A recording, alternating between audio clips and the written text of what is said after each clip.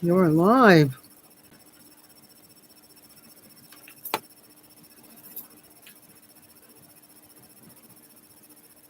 Say hello. Good evening, everyone. And Rabbi Yisk and I want to welcome you to our Thursday night Halachah shir.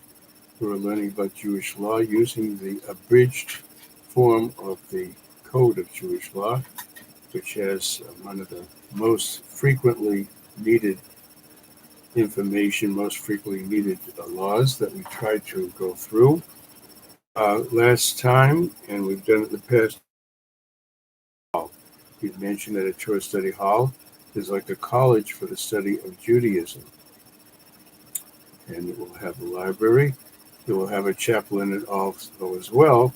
But mainly, it has large rooms that are devoted for students to come together and study, often as a team rather than individual students. That happens sometimes in secular college too, but the best results are found for Torah study to study with a partner, with someone else.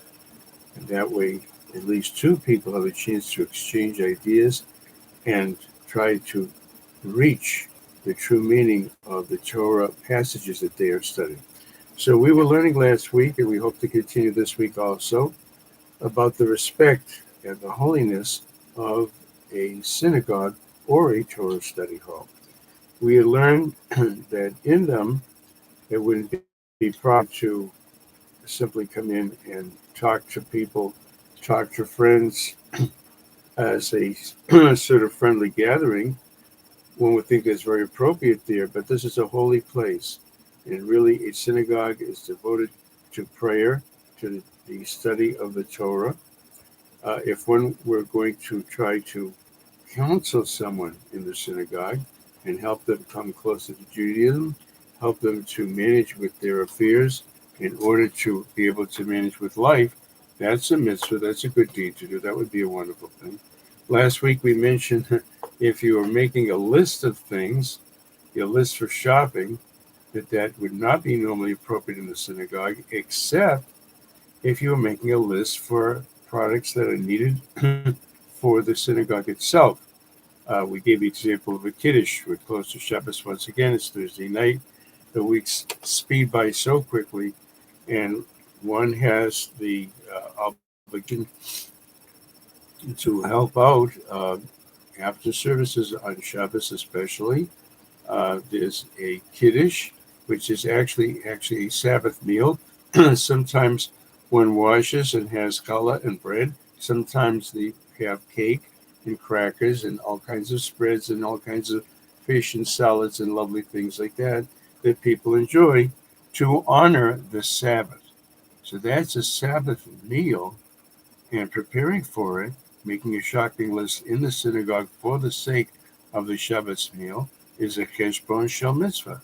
This is a list and an accounting for the sake of an important commandment.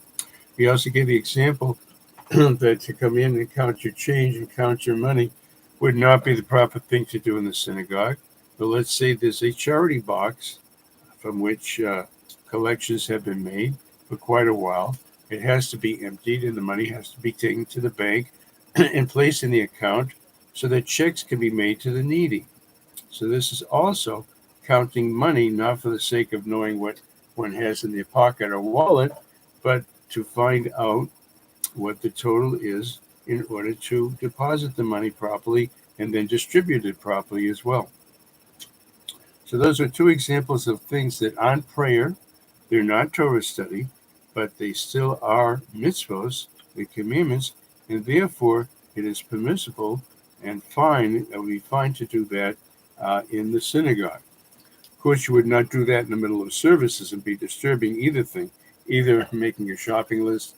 You certainly wouldn't take out your cell phone and make calls in the synagogue unless, once again, services are not going on and the call is, as a matter of fact, for the sake of a mitzvah.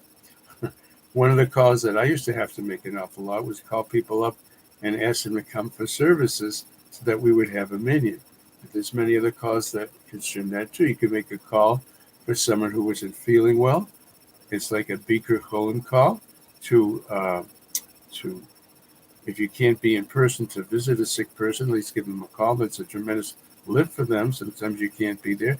You can't go in person, but at least to give them a call, wish them well, and see how they're doing, and see if they need some shopping, some way in which you can help them.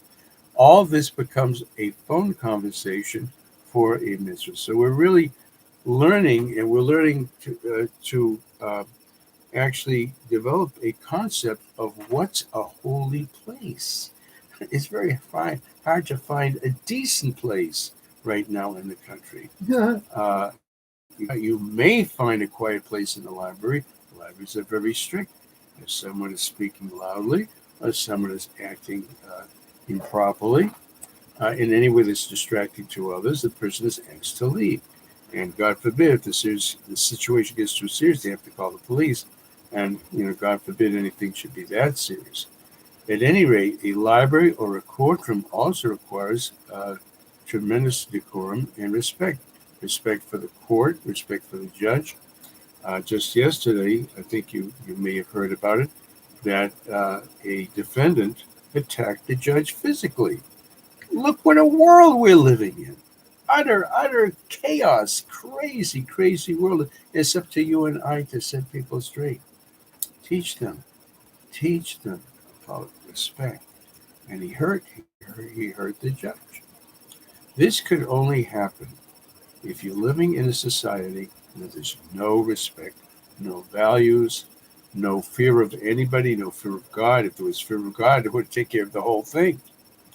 No respect for parents, no respect for the police, no respect for a judge, no respect for a teacher. All these things are missing. That doesn't mean we should give up.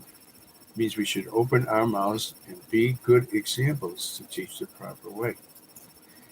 At any rate, I'd like to continue with this chapter, some of the other matters that are discussed, and it's very, very interesting to discuss and to see. Okay. In the synagogue, yes, you have lighting. You have lighting so that people can read a prayer book, read Torah books, etc. There also are candles that are lit in the synagogue to show respect for the fact that it's a place of holiness. The candles themselves show that the place is holy. You could think of the Shabbos candles on the Shabbos table. You look at them, you have a completely different feeling. It's a different day. It's a different night. Your home is different. Your home has a beautiful spiritual glow to it, etc. The Hanukkah candles, which is a holiday, it wasn't so very long that we observed it. Very beautiful feeling when you gaze at the Hanukkah candles, remembering the special miracle that occurred for us, saving our lives. And today our lives are in danger again, for a change, with the terrible Hamas and people all around the world looking to hurt us, God forbid, God forbid. So lighting candles in the synagogue is not just for illumination, but it also shows special respect. Where the leader, we call him the Chazan, the reader or the leader of the congregation who's leading the prayers, there's a special candelabra in front of him that is turned on. It's called Ner Tefillah, a candle that's lit for the sake of prayer. And this, once again, also shows the great sanctity of the synagogue. We have to get used to this concept that there's such a thing as a holy place, and that our decorum in it is more respectful even than a courtroom or a library or any study hall. It's a holy, holy place. God resides there. When people come there to pray, especially 10 men who come to make a minyan, the Almighty Spirit is required to be there. Now that's a very strange thing. We can tell God what to do. We can make God do something. He has told us through his Torah, if 10 men gather together in one place, God's Shekhinah, his Holy Spirit, has to be there.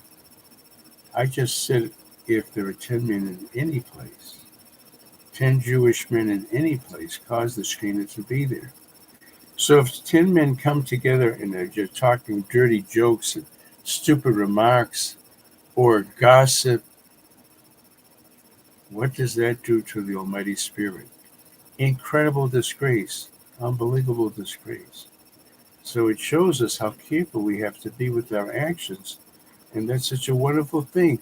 At least, thank God, we have a Torah to teach us and lead us and direct us to goodness and holiness and purity of mind, purity of heart, purity of mouth.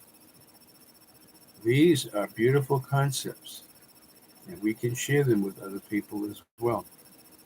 Then the next one you're going to get mad at probably, so try to hold your temper. We're not supposed to kiss our little kids in the synagogue. What?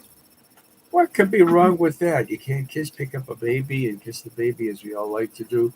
Our grandchild, etc. I've had my children were small originally too, and grandchildren in the synagogue. What could be possibly wrong with that? Is that disrespectful? Is that bad language? Is that something that's inappropriate altogether? Of course it is not. So what could be wrong for it? Okay.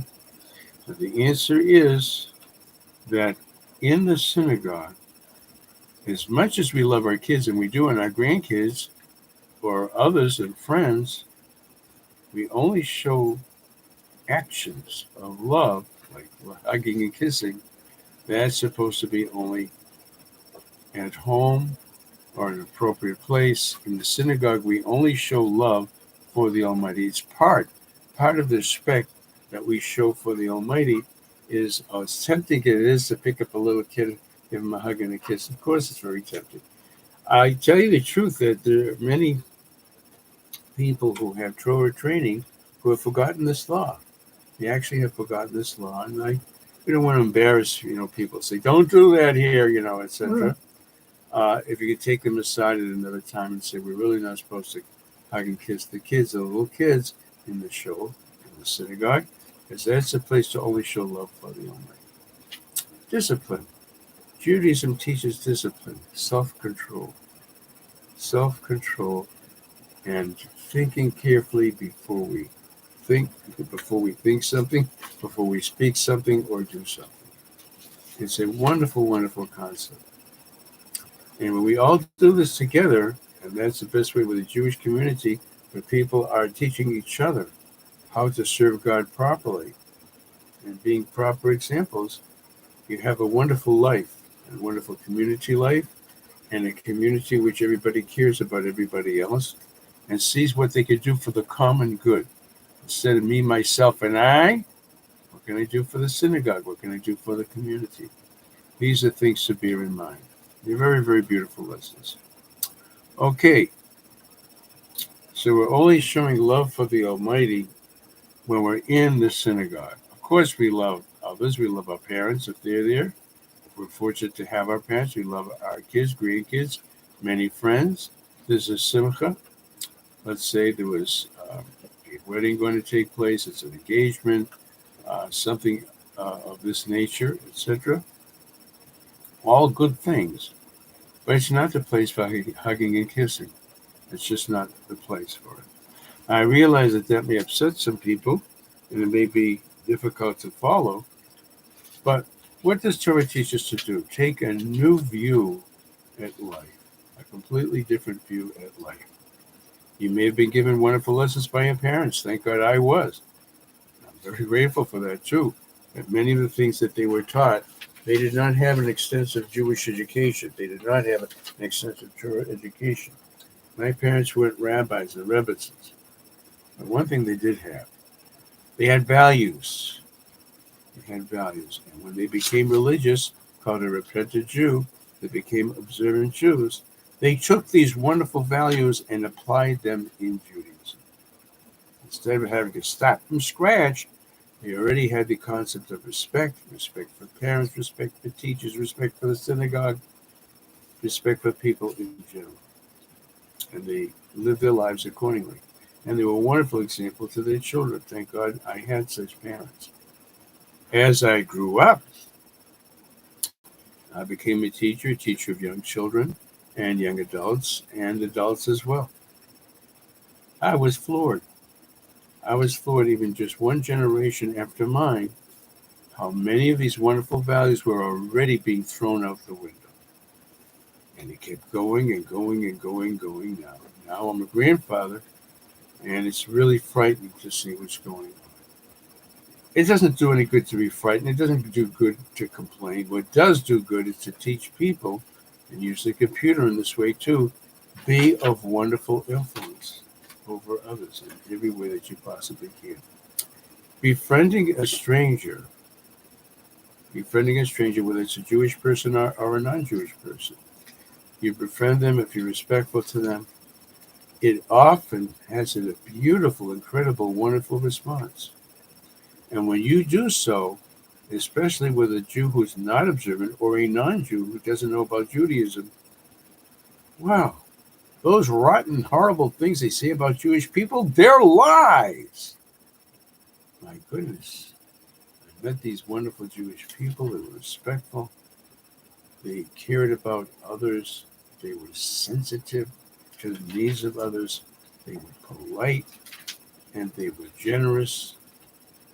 These are the things that you and I can do today, and we have to do them today. Okay, I'll go on a little bit further with this chapter. Before entering the synagogue, you're going to tell me, of course, this is obvious, you should do this. The things that are in the Code of Jewish Law are there for a reason. Many people are callous, and they don't know better. So the book of Code of Jewish Law has to give us guidance. Some things I say, well, I do that anyway. Of course, anyone with any brains would do that. I'm afraid there's people with brains, but they don't use them. Before one enters the synagogue or Torah study hall, one is supposed to wipe their feet. Of course, one should wipe their feet. I've seen people who don't wipe their feet when they come into someone's house. They dirty up the rug, they dirty up the floor. Unbelievable. And one should be sure to see to it that they're dressed properly, and therefore showing respect for the synagogue in that way too. And I'm always telling you about my adventures. Mm-hmm. We're seeing people today. It's a new style. Another one of the crazy styles. You have to pay money to purchase jeans or corduroy, not corduroy, dungarees, they used to call them, or jeans. I guess that's the expression I should use. That are all ripped. You have to pay more for ripped ones than you would for whole ones. You see absolutely how incredibly crazy this world has become. There's a lot more money. The more rips, the better. Your skin shows, your legs show, your feet show. Just because people are doing it doesn't mean that you and I have to stand for it. You and I have to be sympathetic to it. This isn't a poor person. I saw a person such as that today. This is an adult, etc. Freezing cold. So years ago, what would you think? This poor person needs a donation. They need a donation. They're wearing tattered, torn clothing in this freezing cold, and today was well below freezing. No. I want to be that way. That's in style. Would you go into the synagogue that way? Of course not. Of course. But it's in style, right? People in respectful positions are even doing that. Not us. Not us. We don't have to go along with it. We don't have to agree with it, and we don't have to be sympathetic to it.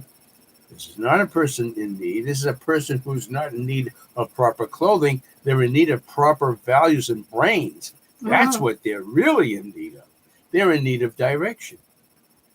And the truth is, people are so hungry and thirsty for guidance now because they see the whole world as upside down. To whom do you look? To the Jewish people, to be a light to the nations. There's a whole bunch of talk always about the chosen people. I have a different way of explaining it. My way of explaining it is this. You know why we're the chosen people? not because we think we're smarter than everybody, not because we think we're stronger or more holy than everybody. If we are in any way, that's only because of the Almighty. We're the chosen people because we chose to be the chosen people. The Torah was offered to all of the nations, not just at Mount. You know why it was offered at Mount Sinai? Why did God make an office at the top of Mount Sinai? There must have been some nice buildings in Egypt. Certainly it belonged in Israel. How about Jerusalem, where the Holy Temple is going to be built? That's where the Torah should be built. In the wilderness of Sinai. You know, I was given that. Anyone, any human being, any color of skin, any person who had worshipped anything, including stupidity, everyone was invited to come and to take upon themselves the holy life of being a Jew. All the nations gave an excuse. No, you can't steal. I like doing that. You can't kill. You can't eat pig. You can't eat this and all the different things. They asked God, what's in your Torah? We want to know what we're getting into if we want to get into it. The Jewish people said, we'll do whatever you say, and we'll listen to the explanation after we do it. First, we obey. Then we learn as much as we can to understand it and share with others as well, of course. So these laws that we're learning right today, you may not have a synagogue. I don't have one here. I wish I could observe all these laws. But I had, for a number of weeks, in Baltimore and in Williamsburg, New York, when we go for the holidays, I discover the synagogue all over again. I discover the Jewish community all over again. And pray to God that eventually my wife and I will be able to move to such a community and welcome others as well into Judaism.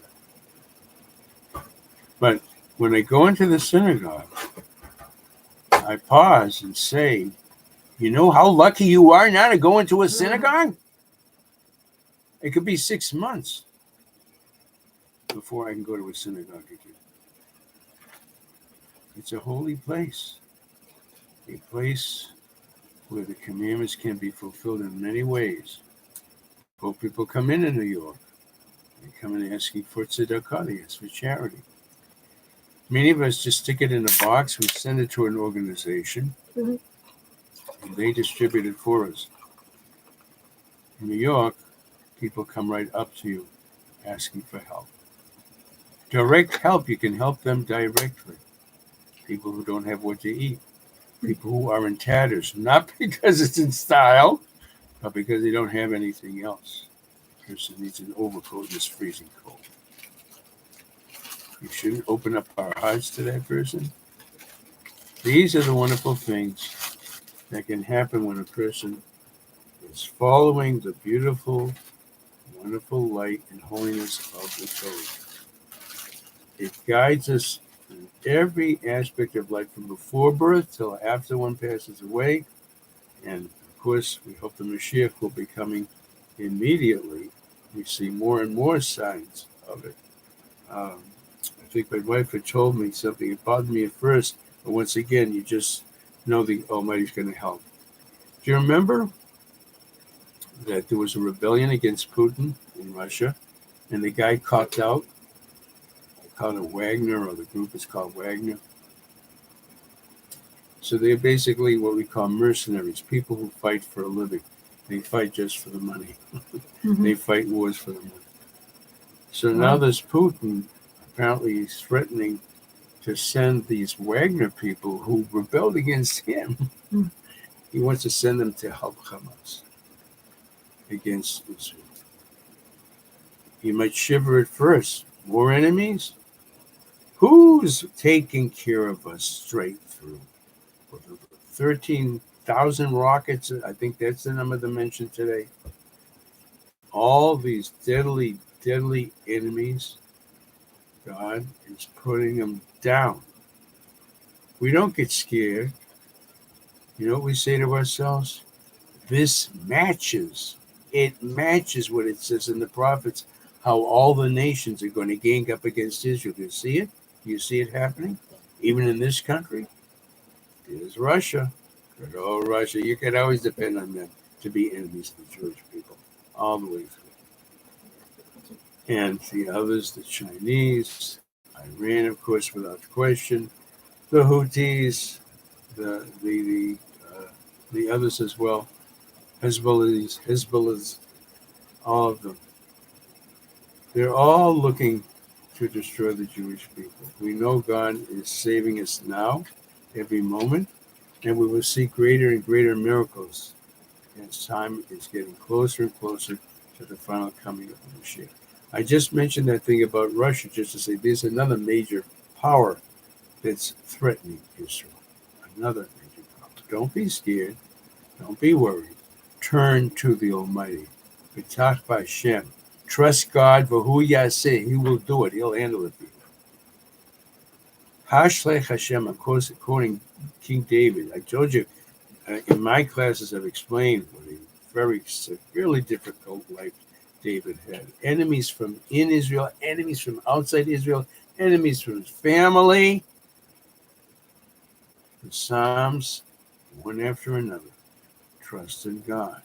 Faith in God. Cry out to God. You don't despair. You don't give up. How are we going to manage against this? No. You don't do it.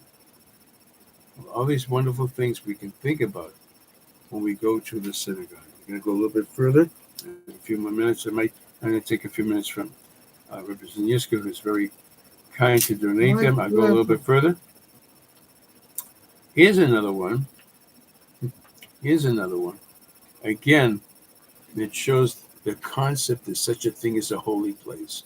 The synagogue is a miniature holy temple. It's good training for you and me. This is good training. Even just learning about it, even if we can't practice it in our community. And I hope that you can. I hope you'll have the opportunity to go to a synagogue, an Orthodox synagogue. Amongst the other ways in which we show respect, let's say it's a burning hot day. I'm going to make you rabbis again, okay? Rabbis and Rebbitzins, those who are listening to me, and I appreciate you coming. I appreciate you listening to me and watching these programs. It's burning hot outside. It isn't today, but it's freezing cold. Either way, burning hot or freezing cold. And you're out there and you're uncomfortable. I'll go into the synagogue, I'll warm up. I'll go into the synagogue, the air conditioner's on in the summer, and I'll cool off. Is that disgraceful? Is there anything disrespectful about that? The third thing, if I walk through the synagogue building, I'll have a nice shortcut.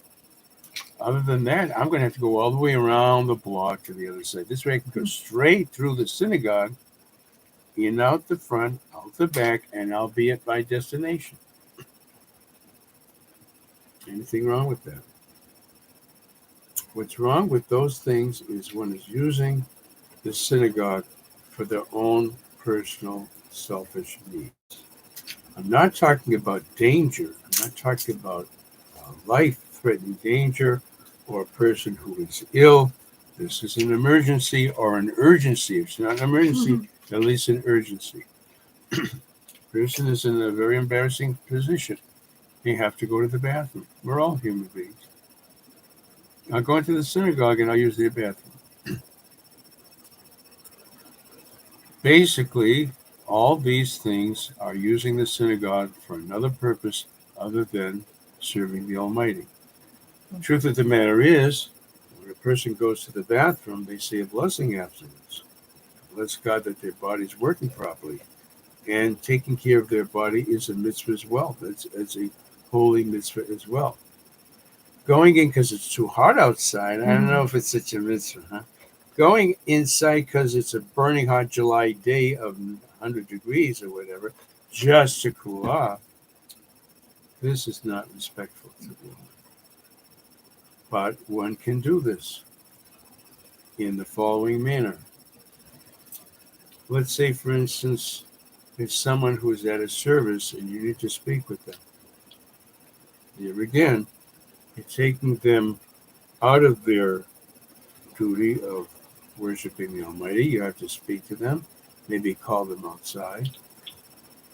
You have to go into the synagogue for that. The Code of Jewish Law tells us what to do in all of those situations. You really have to go in, not to pray, not to study the Torah, not to count the charity money, not for any specific mitzvah. You know what you do? Sit down. Sit down and open a prayer book. Sit down and open the Bible, the Chumash, even for 5 minutes, even for just a few minutes. And do a mitzvah. Do something appropriate in the synagogue. Then go on your way. But don't, for instance, the person's using it for a shortcut. Don't just zip through the synagogue. Oh, I saved myself like a half mile going all the way around that New York block. There's a big block, Saturday New York blocks, right? Or any other blocks. Oh, I was so hot. Yeah, you could go and cool off in the synagogue. Make it into a mitzvah.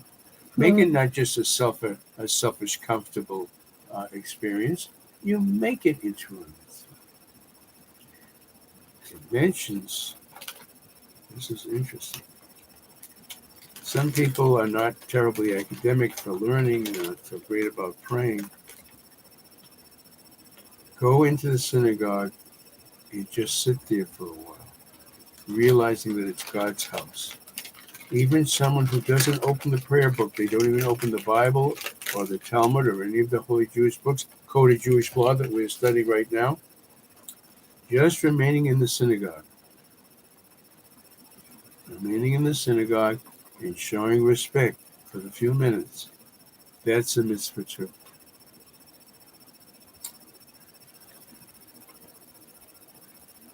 There's an experience that I saw. This is a really interesting illustration. I've seen it before, but this was very, very blatant. This was in Williamsburg, and there's obviously many, many synagogues in Williamsburg. This is the heart of the center of Jewry, New York City, etc. So my favorite synagogue to go to when I wasn't going to my host synagogue, which was right in the apartment building right there, I used to go to a giant synagogue in Williamsburg. It was so gigantic. Not only the main sanctuary was gigantic, but this is a building that had rooms and rooms and rooms and rooms and rooms for Torah study, for services, for chapels. Some rooms were small. They would only hold like 15, 20 people. Some were big enough to hold 50 people, some hundreds of people. Wall-to-wall synagogues, actually, all under one roof, all in one building. So the particular service that I went to in the morning, I believe it was a 7:30 service, I had to walk through another room, which was also a synagogue, and it had a holy ark, and it had people teaching and learning the Torah as well. I had to walk through that room in order to get to the service that I was going to attend, which was in the bigger room. I went there mainly because the time was good for me at that time. So I'm leaving the synagogue. I finished my prayers. I have my tallis and tefillin with me, and I'm on my way out. And there's someone ahead of me, a young man ahead of me. Now to get to the street, before I can get to the hallway, I have to go through another room, which also was a synagogue. Each one of these rooms is a synagogue and a Torah study hall. It's really a beautiful thing to see and experience, really. I'd be glad to have one here. Many people start a synagogue in their living room or their basement. Here you have a giant complex. This did occupy. Remember, listen to this. This is really illustrating the shortcut incident I told you. This synagogue, the front entrance was on one street, and you could walk all the way through. That's how big the building was. This is in New York. Don't forget, this is New York. have little blocks. You could walk all the way through to the other side to get to the other street. Otherwise, you have to walk all the way around the synagogue, all around the block, and get to that destination. We just learned that would not be right unless you stop. Anyways, I'll get back to my story. I'm taking too much time. No, you can take all you want. I'll get back to my story, which I was telling just now. I had finished the service, finished the davening in one of the larger rooms. In order to get to the hallway, to get to the street, no choice, I would have to go through another room, which was having services and Torah study as well. So this young man is in front of me, and he walks in and sits down. He was on his way out, like I was. He was on his way out. But he sat down and said a couple of verses of the Torah that he knew by heart in order to show respect for the synagogue he was merely walking through. He had finished prayers as well, too. But walking through that synagogue, not just to get to the street, not just to get to the hallway to the street, it has to show respect. This is such a beautiful lesson for us all in the way we live our lives, the movements that we make, the words that we say, the actions that we do. Think first, that young man. I have a right to walk through. It's not disrespectful to walk through. I can't stay in the synagogue, the biggest synagogue, all day. I have to go to work. I have to go to school, whatever the young man had to do. But I'm still walking through another little synagogue. Sit down for a minute and say a verse or two of the Torah. This is a really dramatic illustration of this point that we're making. Thank you very much. I'm going to let Rebbe Siniska take over. And Shabbos is coming, Friday night. This Shabbos, we're going to be blessing the new month of Shabbat, the new moon, and the new month will begin on Thursday. That's a week from today, Wednesday night for Thursday. And therefore, we say a special blessing in the synagogue tomorrow. We pick up the Torah and hold it as we ask God to bless us for a healthy, safe, and a month of salvation from our terrible, terrible enemies. Okay, have a great Shabbos. Thank you for joining us. And please give your attention to Rebbe Siniska. Yasher Koach, Rabbi. Thank you. Don't go away. Part 2 is coming. Here we go. I started last week sharing from a book on Halachah called Popular Halachah. This book Hashem sent to me when we were traveling, that I got it from a shul that was giving away some books. So we started the chapter last week. Let me get to that page there. We were on chapter 1 last week, which the title was, when that class was recorded, you can find it in our channel. Let's see, the name on that chapter was Serving Our Creator. So this week, the chapter I'm going to read says the Halachah and its sources. Hope you enjoy, and we can all learn together. So this chapter begins, all mitzvot, which are the fulfilling of biblical commands of God, of the Torah, and the principles as well as with their details, were received by Moses or Moshe Rabbeinu on Mount Sinai. And you want to call Rebbetzin? I didn't. Oh, okay.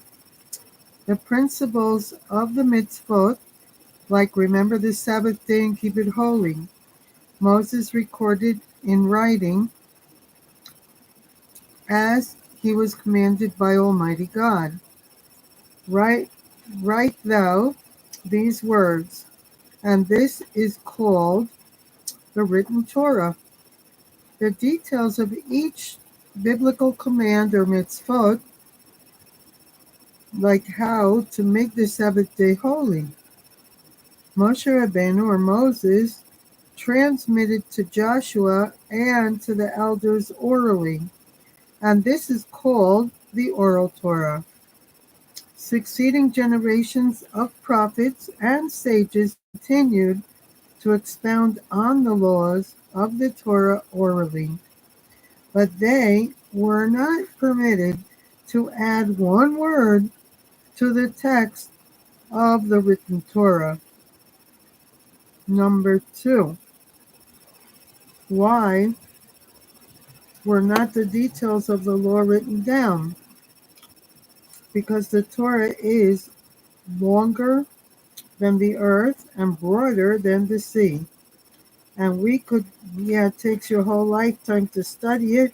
You'll never come to an end where you've studied it all. No. And we could not possibly have committed to memory all the details of the mitzvot. Therefore, the written Torah contains only the concise principles which every person can learn and remember.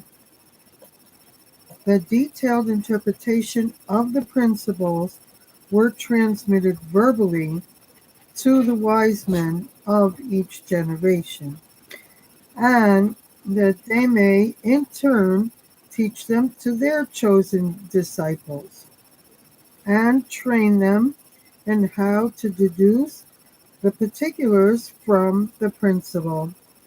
In every generation, there are different, okay. Oh, look at all the people there. Jennifer, welcome. Kimberly, welcome. Delicia, welcome. So glad to see you all. In all generations, and like if a person wants to do something that would override the law in one way or another, they can go to a rabbi and ask for a husband. I know this word, and for some reason it's not for. It's when the rabbis want to override something. They a heter, right? Yeah. Yeah, I wasn't remembering, and then it came. In Hebrew, it's called a heter, and for example, when a person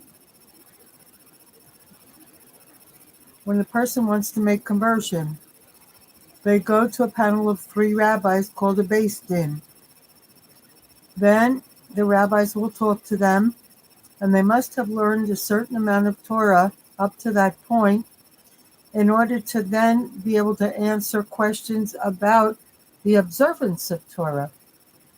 If they can answer them all, another thing that would be pending is if they know that their ancestors were Jewish, but maybe have no proof of that, then when they go to the mikvah, and the mikvah is like a baptism tank, it's like a little tiny swimming pool, and for a person to make conversion, they would be dunked in the water.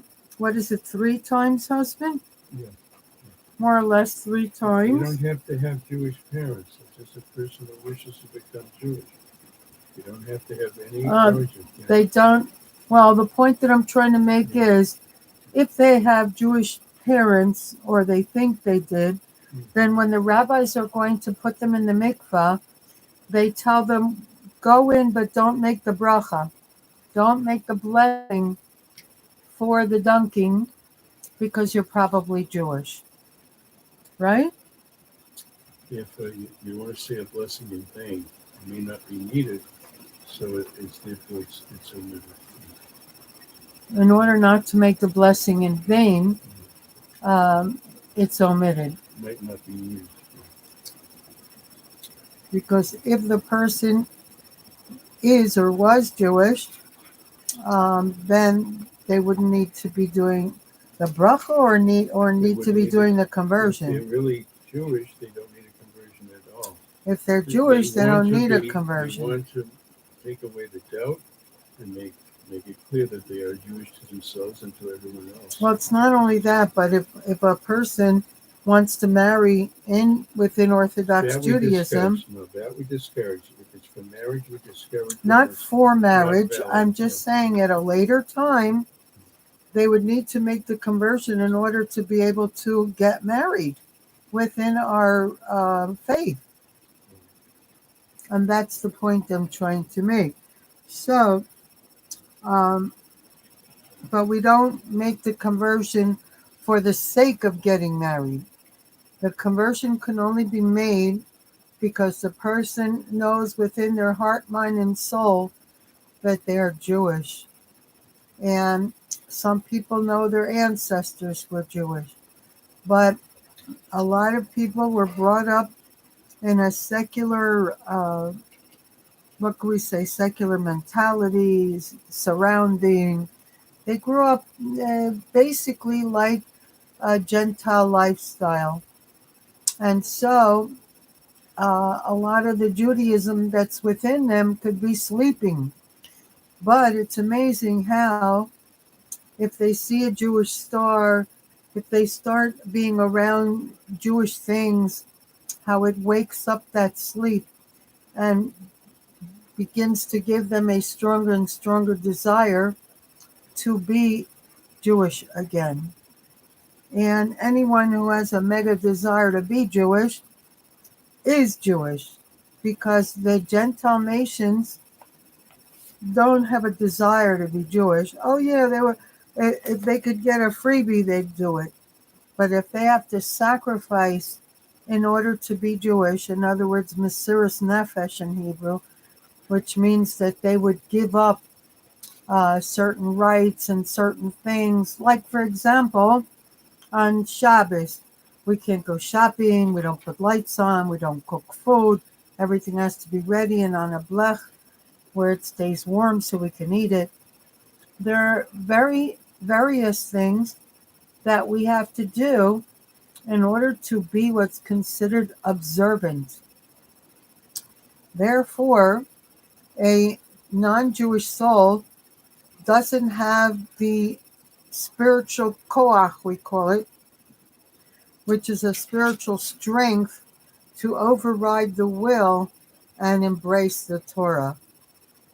That's why there is made what's called the 7 Noahide laws, which these days you can find everywhere, in YouTube, online, with a search on the internet.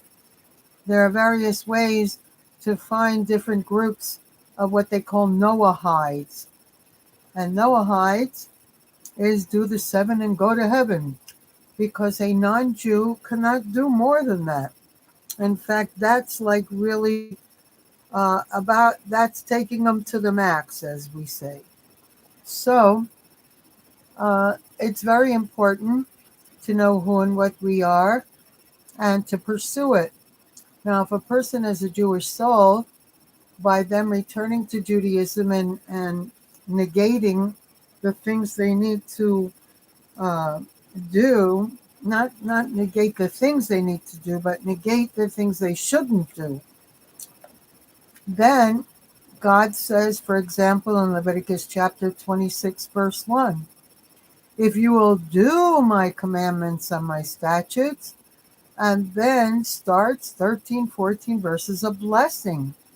So what Almighty God is saying is, if you're willing to be selfless, if you're willing to sacrifice your free will for God's will, He's willing to reward you and bless you.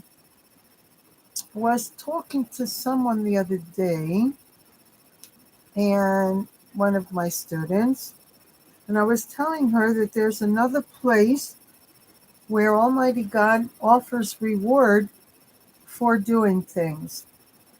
Let me see if Hashem will help me remember it, because this is the end of the day, and uh, I don't know if the brains get a little tired or what, but it makes it harder for me to just flash things in the mind.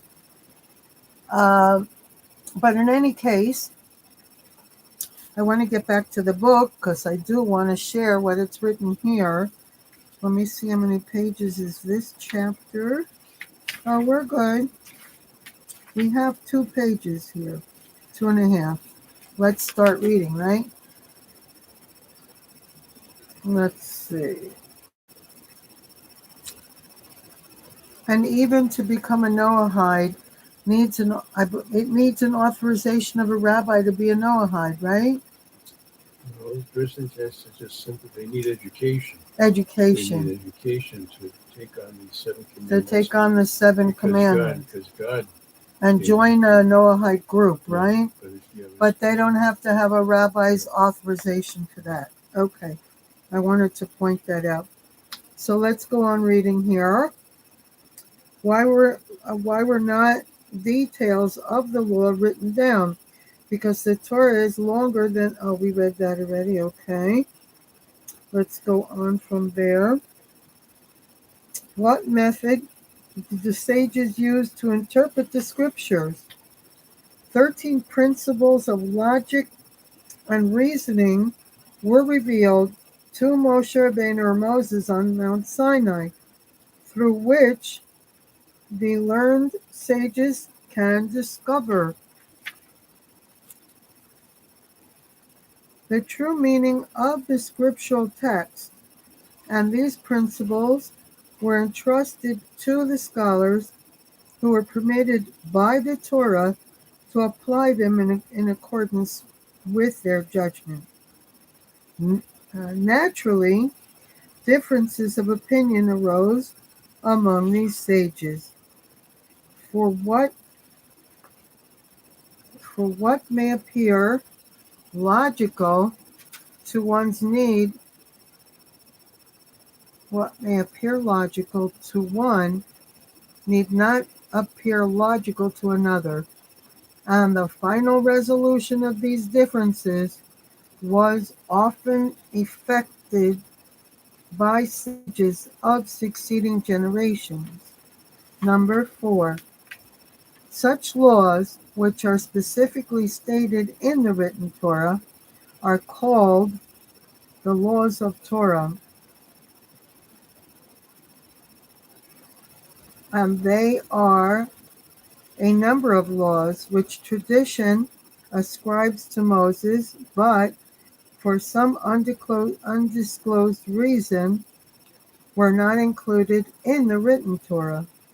These laws are referred to as the laws of Moses at Sinai and have the same force as the laws of Torah. Those laws which were debated by the sages and were resolved by the latter generations. Words of the scribes, although our sages enforce them as strictly as the laws of Torah. Number 5. The wise men of each generation, among whom were the kings, judges, presidents of the Sanhedrin, and high courts, initiated halachic enactments, ordained various decrees, and built fences around the Torah, at times making the law more stringent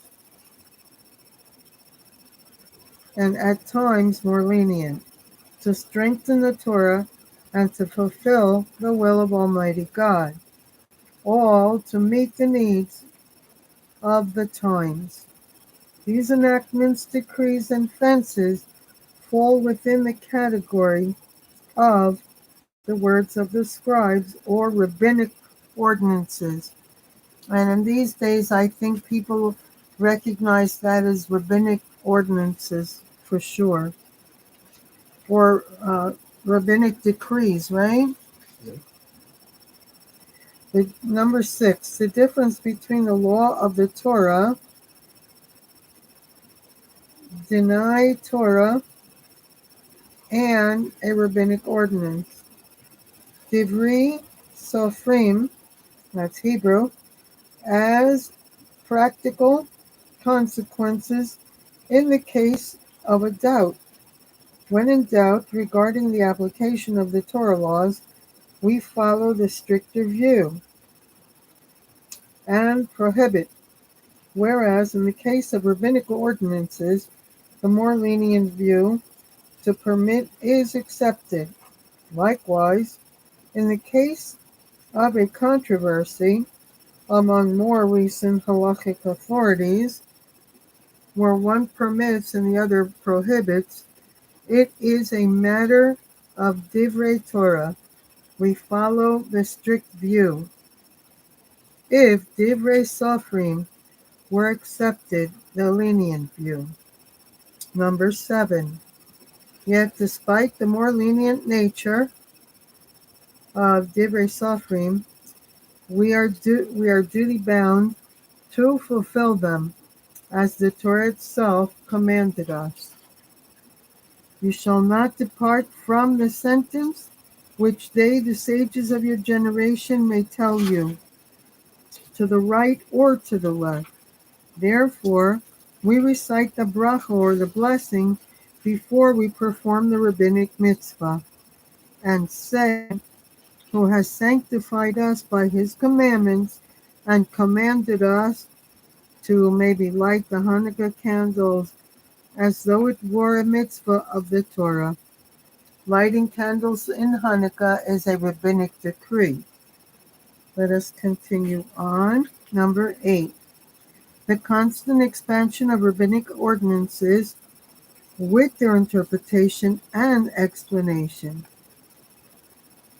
The growing dispersal of our people in exile and the mounting persecution which led to the eclipse of the great centers of the learning of Eretz Israel, and the danger that the vast accumulations of the oral law might soon be forgotten, forced our sages to record the oral Torah as well, and commit it into writing. Quoting the psalmist is usually King David, it is time to act for Almighty God, and they have broken the law. Our sages said that the circumstances may arise when the violation of the Torah law is permissible, if it is done for the sake of Almighty God. Obviously, such a departure and authority for such an act is confined to the supreme rabbinic authority of their generation, of our generation. First, they recorded the Mishnah and then the Talmud, the Gemara, both of which collectively are known as the Talmud. The Mishnah was completed in the 2nd century CE, after the destruction of the Second Temple by Rabbi Yehuda Hanasi, the prince, who, like his father, Rabbi Shimon ben Gamliel, was a descendant of King David and the head of the Sanhedrin.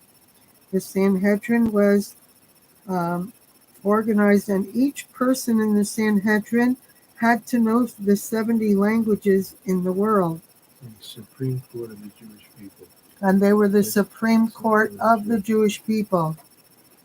He divided the Mishnah into 6 orders, and Zeraim, laws of prayer and agriculture; Moed, laws of the Shabbos and festivals; Nasim, laws of marriage and divorce; and Nezikim, laws of damages; and Kodashim, laws of the temple worship. And all these are Hebrew words you should know. Taharot, laws of ritual purity, including the dietary laws. Number 9. After the conclusion of Rabbi Judah's work, the scholars in the yeshivot of Eretz Yisrael, the land of Israel, and the diaspora began expounding the Mishnah to resolve conflicting views recorded in the Mishnah and to apply the basic principles of the law to situations which were not dealt with by the teachers of the Mishnah. Among the eminent scholars of these yeshivot, which are, how would you describe a yeshiva? A Jewish school, no? It's a Torah college. A Torah college. University. A yeshiva is a Torah college. There we go. Thank you, husband. So, and for those who don't know, my husband is a rabbi, and so instead of having to look everything up anymore, I ask him and he knows the answer. Saves me a lot of time. Anyway, let's go on with what we were reading. I do want to get through most of this. I hope you're enjoying it. It's learning a lot about what we're going to learn. Okay, not tonight, of course, but at least we can learn so that in the coming weeks when we read and learn the halachas, we will know where they came from and who authorized them and all these things, which is what we're reading, learning, and studying at the moment. The Christian persecution led to the decline of the Jewish schools, the yeshivot, in the Holy Land, while the Babylonian yeshivot continued to flourish. The Talmud Yerushalmi,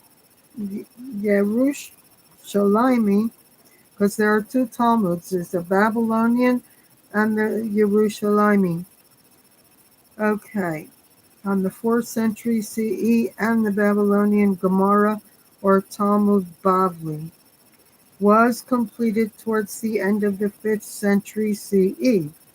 Since the Talmud Bavli was written later, it was accepted as the more definite authority in all Jewish communities.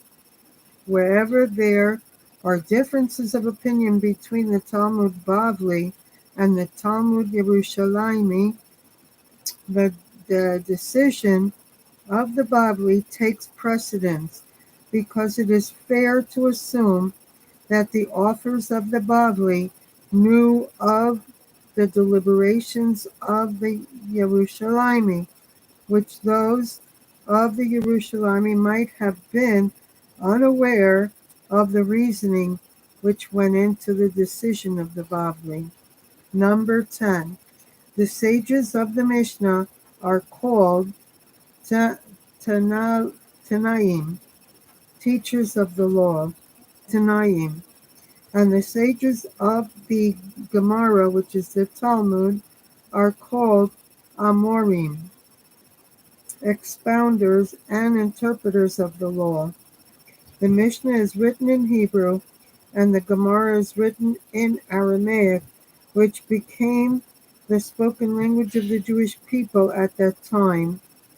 A ruling of the Mishnah cannot be reversed by the Amorim of the Gemara, and the ruling of the Amora of the Gemara cannot be reversed by the sages of the latter generation.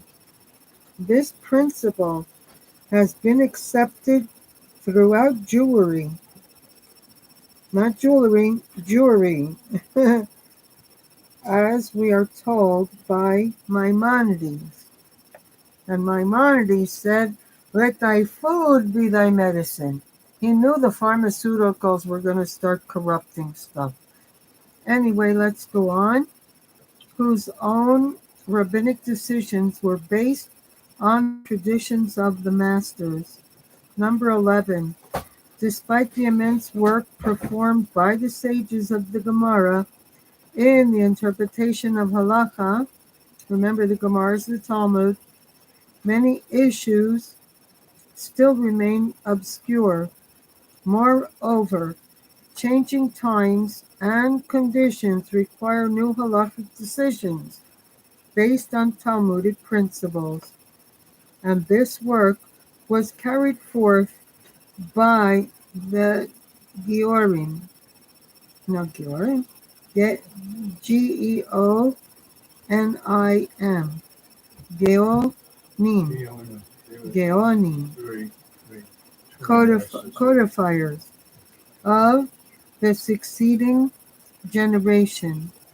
Once again, differences of opinion developed among the Geonim and the Poskim, always leaving room for future scholars to deliberate and decide.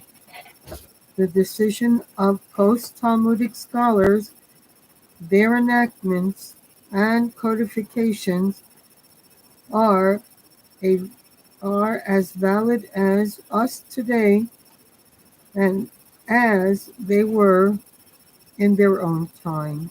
Number 12. The following are some of the best known complications of the law.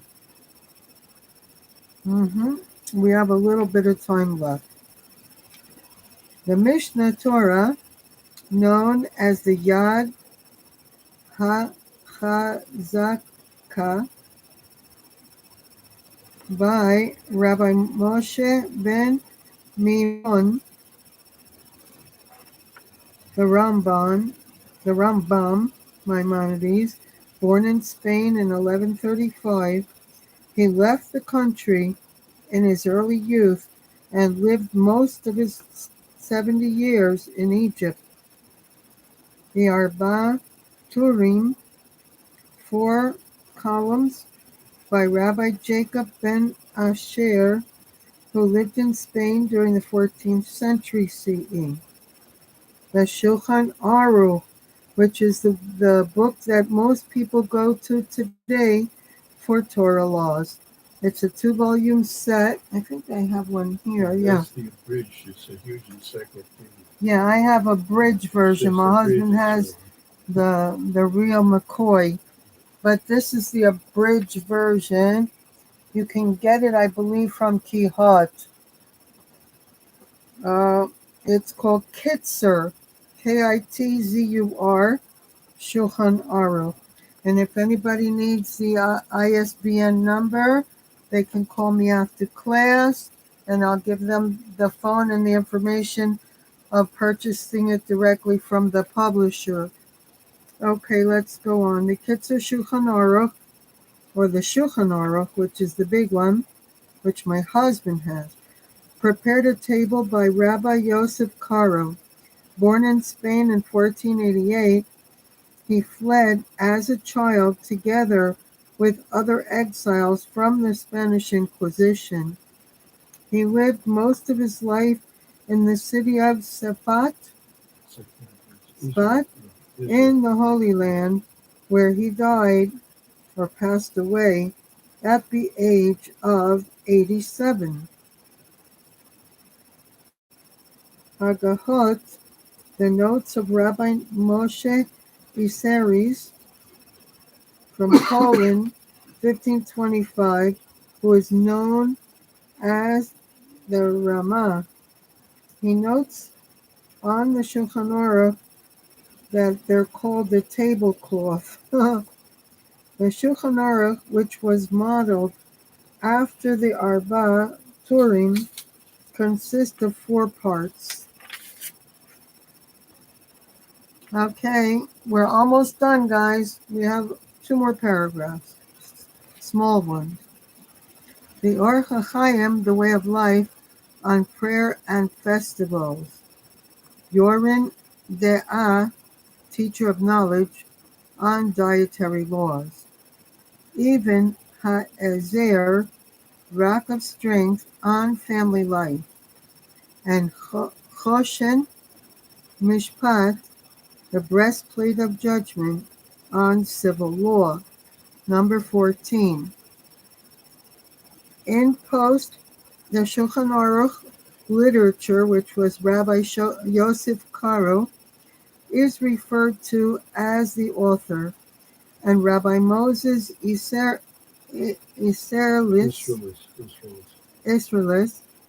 as the Ramah. Where the two differ, Jews of Eastern communities and Sephardim follow the opinion of the author, and the European Jews, the Ashkenazim, follow the Ramah. Halachah is an ongoing process of some matters retaining obscure even after the detailed complication of the Shulchan Aruch. New problems are constantly raised by changing circumstances. It is the responsibility of learning the rabbis and religious courts of every generation to deal with these questions on the basis of authoritative sources. As we pointed out above, it is not usual to receive contradictory answers to any given question, and thus we now see varying customs prevailing in different communities. Like the joke that is said, where there's 10 Jews, there's 11 opinions. They're all opposing and they're all right. The halachic decision, which is number 15 now, it's a very little one here. The halachic decision of a contemporary rabbi is binding upon the person who posed the question, and that person may not attempt to receive a more lenient opinion by bringing the same question to another rabbi unless that person advises a second opinion from the second rabbi and that person had previously received. That is the end of this chapter, folks. So I hope you learned what is the laws, what is halacha, where did all this stuff come from, who's doing what and where and with who. And next week, let me see what's next week. 1 minute. That will be chapter 3. No, chapter 4. We just did chapter 3. Uh-oh. Did I do chapter 3? And give me 1 minute, folks. I'm checking something out. I guess God wanted me to read that one. Here's 2.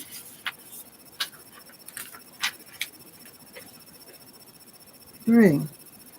Rules upon... Okay, so we're going to do 3 next week. Page 11, chapter 3. The subtitle of the chapter is Rules of Conduct Upon Arising in the Morning. That's what we'll be week on Thursday night, which is the time for Halachah. If you have any questions about Halachah, you can type them in the chat. You can call me and ask me to do a study on a certain subject, and know that after we go through this book somewhat, we will start to do another law book I have called Is It Kosher? And that book we will get into all the laws of Passover. As Passover is up and coming, and we don't have to rush through things, that we can do it little by little. But we're going to do somewhat in this book, and then we'll jump over to the other one. Maybe by the end of this month or the middle of next month, we'll jump to the other book called Is It Kosher? Anyway, tonight is Thursday night. Shabbos is coming. And so we hope everybody has an awesome Shabbos. And we're here if you need us. And we'll be back on Sunday. New York time is noon. And my husband has 1 hour. And then I have 1 hour, that's 2 hours from noon to 2 New York time. And we will be teaching Chassidut and Chassidus, or the book of Tanya, which is also another Chassidus. I want to let everybody know that if you go into YouTube and you put in Chassidus Shirim or classes, or you could put in classes on Tanya, uh, a lot of videos will come up. So you can start learning more and more about that to better understand what and when we're teaching. So I hope you all have a wonderful life now and forever. May every day get better than the day before.